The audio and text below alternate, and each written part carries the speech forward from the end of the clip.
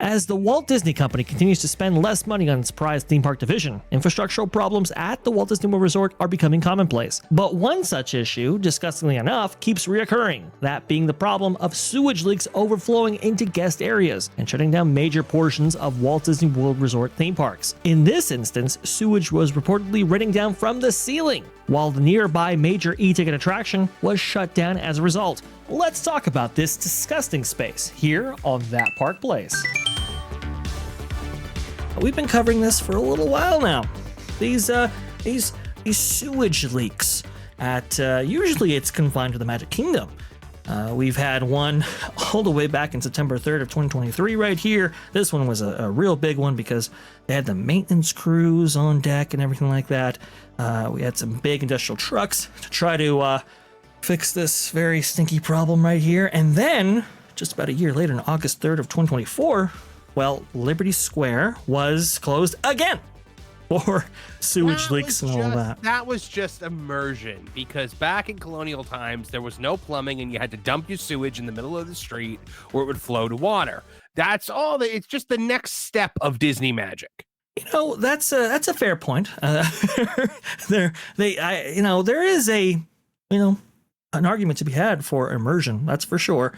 And guests were very much immersed, I would say, on this day. But fear not, because I don't think this is the kind of immersion that you want in an attraction at Disney. I don't think so either, Culture. I must confess. Walt was asked many times about immersion and just how far the Imagineers would go in order to thrust the guests right into the story. And nobody ever asked Walt about how he felt about sewage leaking from everywhere. So we can't confidently state what his thoughts were. He might have been a big proponent of waist high waist. Well, he did. That's a fair point, but he did have something to say about this. Go ahead, Culture. No, they have their own sewage plant. This shouldn't be a problem. Yeah, we're going to be talking about the sewage plant a little bit right here, but Walt was asked about, hey, do we have plumbing in, the castle, for example, right, at Sleeping Beauty over there at Disneyland? He's like, yes, we have AC, we have the modern amenities that keep us comfortable now. It's just we provide as realistic of an experience as possible to a certain degree. Definitely not sewage leaking from Fort Wilderness Campground. That's no good either. And then yet again, it happened in Frontierland and Liberty Square closing again. This was back in, I believe, December of 2024. Just terrible. Well, guess what? It happened again, this time over at EPCOT. Everybody's favorite, favorite theme park. It's like a cartoon where there's a leak and you put your finger in the leak and then the leak sprouts out somewhere else. Because every time they fix the sewage, it comes out somewhere else. That is an apt description right there. It's just ever flowing, this sewage problem here. Walt Disney World sewage leaks get worse and cause closure of major EPCOT attraction. This by Marvin Montanaro right there, January 6, 2025. A recent sewage leak at EPCOT led to the closure of Sword Around the World attraction and both restrooms in the Land Pavilion at Walt Disney World. And I have to give a shout out to Bell or Bell on Twitter for this one, because I didn't see anybody cover this specific sewage leak. Now, usually you have some of the mainstream outlets, at least in our space, covering this. But Marvin, to your credit, you were like, hey, it's not going to get past us. And that is fantastic. This incident raised significant concerns about the infrastructure at Walt Disney World. It's part of a troubling pattern of similar occurrences across the resort, calling into question the maintenance standards of a destination that commands premium prices from its guests.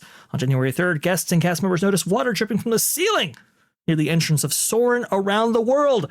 The situation quickly escalated as putrid water began pouring down, flooding the area between the entrance and the exit. Custodial staff responded quickly using towels to contain the water. Well, that's fantastic.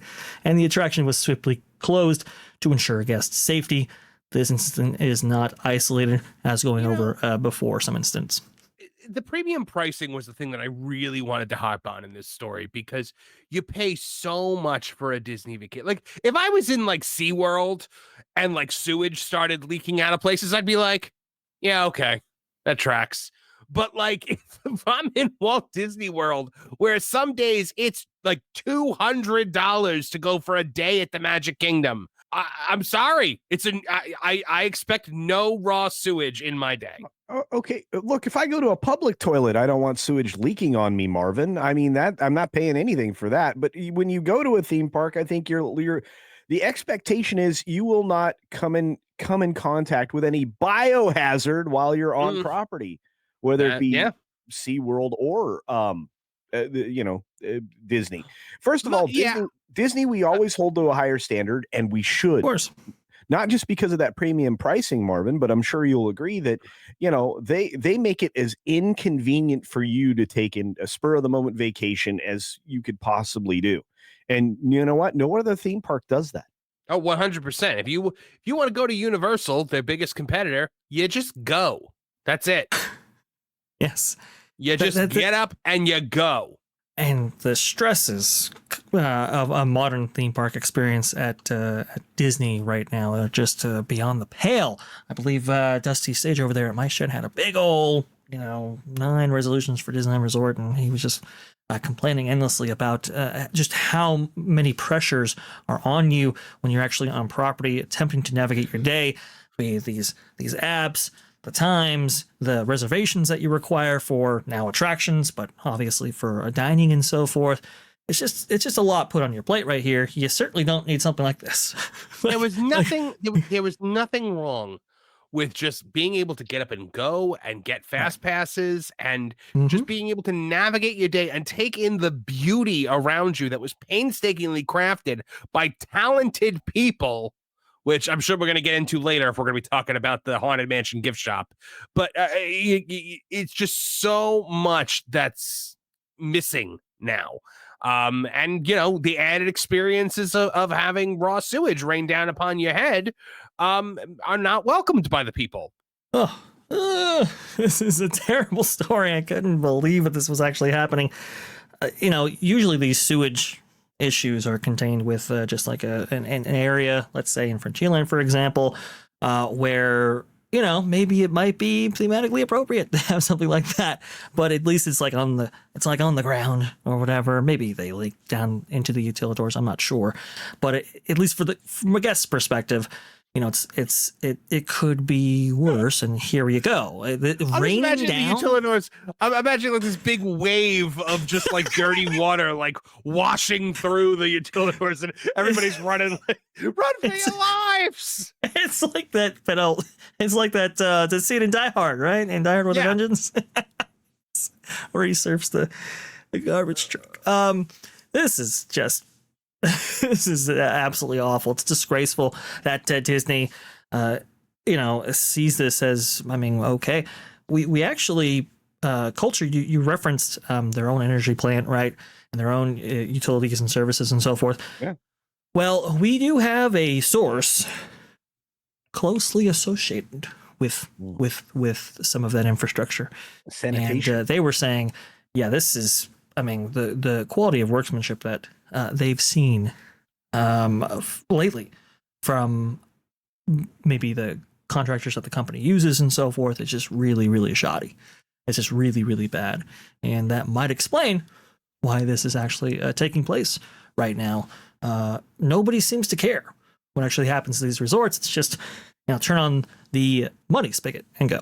I'm going to tell you right now, the infrastructure in Disney has been in desperate need of updating and maintenance for a long time. And it doesn't matter if it's Disney World or Disneyland. This might even be a global problem at this point, because I'm not sure how well China's was built in the first place, in those parts. Maybe Hong Kong was done correctly, but I doubt Shanghai was anywhere close. But I think at Shanghai culture, they don't have to worry about the plumbing as much because people just go in the bushes. I know. That's true. That's true. Yeah. But I will say this, that there have been instances and circumstances where we hear, and especially on that Park Place, and Marvin would know well, have covered the collapsing, falling apart, and just completely shot infrastructure that's there. One of the reasons why we have so many problems in Tiana's is tied to an infrastructure issue. One of the reasons that they had initially some problems in Disneyland was because of an infrastructure issue. They have not kept up on what they need in given areas as far as power, as far as water and sewage. This is all not new. And because they're not taking the money that they're earning with the theme parks and sticking it back into the theme parks, their quote unquote cash cow, they are robbing Peter to pay Paul, and Peter's in big trouble. And of course, that would be the theme parks business. So, yeah, Culture, they're injecting $60 billion into this resort in order to make these improvements, to bulldoze things that are beloved. And this is the point that I make in the article a little further down, is that they're injecting so much money into this place to make these supposedly state-of-the-art attractions. How about you're not allowed to touch anything until you have toilets that flush? Yeah. No, stay flush. I think there's other issues. I mean, again, if you look at what different parks have, they also have a problem with overloading their existing facilities.